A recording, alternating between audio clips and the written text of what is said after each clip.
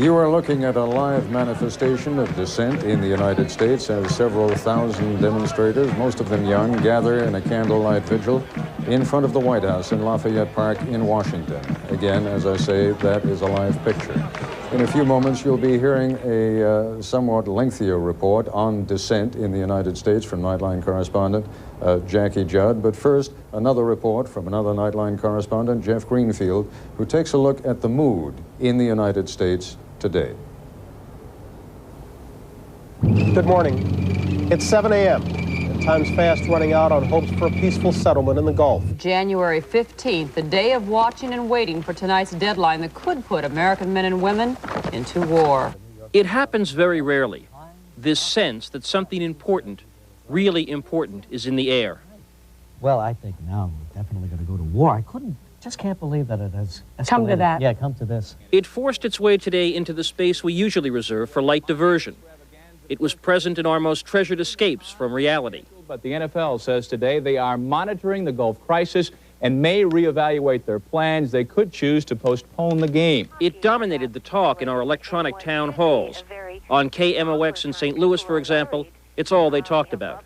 Anybody who thinks we should go ahead with it should visit any of the veterans' hospitals around the country and revisit the consequences of war. Why is it that we seem to give the anti-war demonstrators in St. Louis so much notoriety when it's the same group of people who wouldn't fight for almost any cause? It wasn't just on the American airwaves today, it was in the American air as well, at Amighetti's restaurant in St. Louis. I made a comment to my wife last night. I said, you know, we're talking about and writing checks for interior decorators to do our house, and, you know, 24 hours from now, there's kids dying over in Saudi Arabia. Everyone has the potential to do great things, I think. But I think that the kinds of atrocities that can be wreaked on the human spirit in a time of war, just extinguish all that. At the Broadway Grill restaurant in Fort Smith, Arkansas, it was a simple matter of right and wrong. I believe in fighting them over there instead of fighting them over here. Well, I think they ought to put up or shut up, you know. If they're going to do something, do it, or get out. In Fayetteville, North Carolina, the sales force at Stewart Nissan, all veterans of other wars, talked of the costs and of a source of solace. Any combat environment, there's going to be bloodshed. There's going to be a lengthy situation. There's no way we can go in there and do this thing in 48 hours and be through with it. There's no way we can go in there and do it within 2 weeks. So we've got to accept the fact that whatever's got to be done, how long it takes, it's got to be done. But the only thing I can say to you, put your trust in God, and ask God that His will be done, and God's will be done. And in Coral Gables, Florida, at the University of Miami, the young who may fight the next war talked about it through the day. We have to support them now. There's no more, don't do it, please don't go. We don't have a choice now. President Bush just ran into this too quickly, personally. I mean, he did not give the sanctions enough time. And if we do go to war with this man, we can expect a lot of casualties. And I'm talking about dead people. And finally, there were all those expressions that were not put into words. The church bells, the ribbons, the flags, the buildings lit with the country's colors, all these inarticulate sounds of the heart, struggling to say what all the words today were not big enough to say. I'm Jeff Greenfield for Nightline in New York.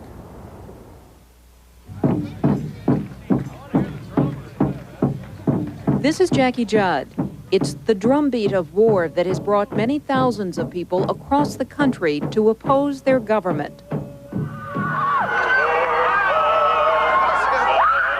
In Olympia, Washington, they stormed the state capitol. In San Francisco, protesters shut down the Bay Bridge. In Chicago, police made arrests.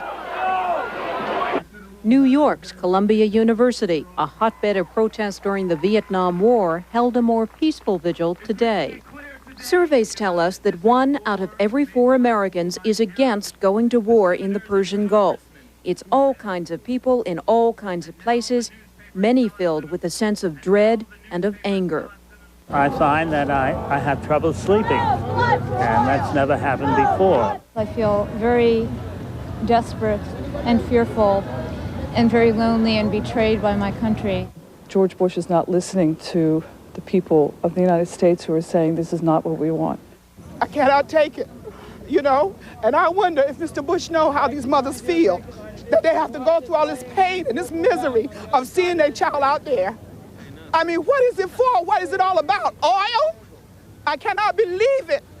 I think the world would do well to use the United Nations more and sanctions more and not be quite as interested in showing off our hardware out on the desert. I think that Bush has painted himself into a corner and he has no other way to get out now. Last night at the National Cathedral in Washington, D.C., congregants, as one organizer put it, tried using prayer to will peace into being. We're called to witness to our hope, a hope that is found in the eternal hope for a just peace and a negotiated solution. Almost every major Christian denomination is on record now opposing war. It is, they say, morally unjustifiable. Many attending the service last night and later a march to the White House have traveled this road before, during the Vietnam era, and they say they don't want to make the same mistake twice. This is the first time I remember being aware before the conflict and to have a voice to help to try to prevent something rather than be there and to say stop it once it's begun. Saddam, don't wait! Get out of Kuwait! Today, in front of the Iraqi embassy, a few supporters of the president's Gulf policy assembled, but their campaign largely has been waged on television. It's awful, the horrible things that Saddam Hussein has done to the Kuwaiti people. The other side has not been able to get its commercials on many TV stations. They've been criticized as too sensational. The Emir is waiting for Americans to go to war, to shed our blood for his oil. The group that paid for the ad is led by Alex Molnar. He and the others here have children, husbands, and wives serving in the Gulf, and his is one of the angrier voices in the fledgling movement. I think the founding fathers would be spinning in their graves at the thought of democracy's army killing and being killed to put a tyrant back on his throne and to defend a land where our own soldiers cannot worship freely. Across the country tonight and here at the White House, protesters are standing vigil. There is, along with their dread, some sense of desperation. If war is in the offing, these demonstrators know that for now, they are powerless to stop it.